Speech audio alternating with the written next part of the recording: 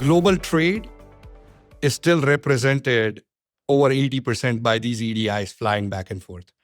So the ecosystem, and again, I respect the ecosystem of Shopify and everything that happens. Guys, it's like 1% of 2/3 of nothing when it compares to the global trade ecosystem. And so the supply chain systems that operate in this environment are a very different beast.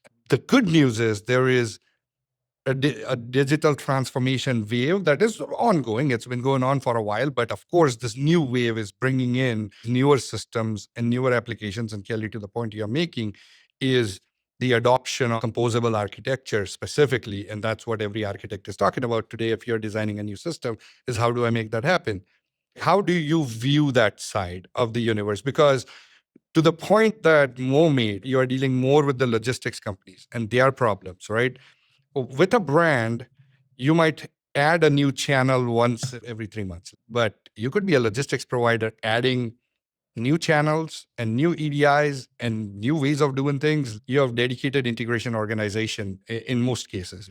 How do you see this all evolve in the composable space? Are you seeing it evolve in that much more complex environment? First, if you look at global trade, and I actually just ChatGPT'd, it's $33 trillion, which is an obscene amount of money by any measure.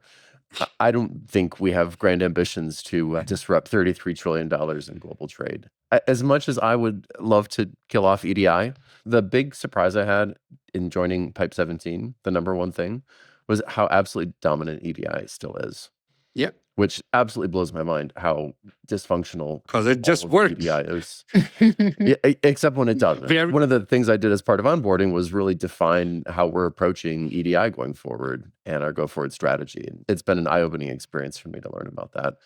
But EDI is much more for suppliers behind the scenes. If you're buying steel for a bridge, if you're buying 100,000 bolts, if you're buying tractors, right? That's where EDI makes more sense. And what we're looking at, B2C and B2B facing e-commerce. It's those brands, the .coms, the marketplace channels, the nuts and bolts, an organization or a person buying something digitally. And that's a much smaller section of global trade. Yeah. Longer term, we would love to disrupt EDI. But for the time being, I think we're going to stay in our lane. It's plenty big enough for the next decade plus.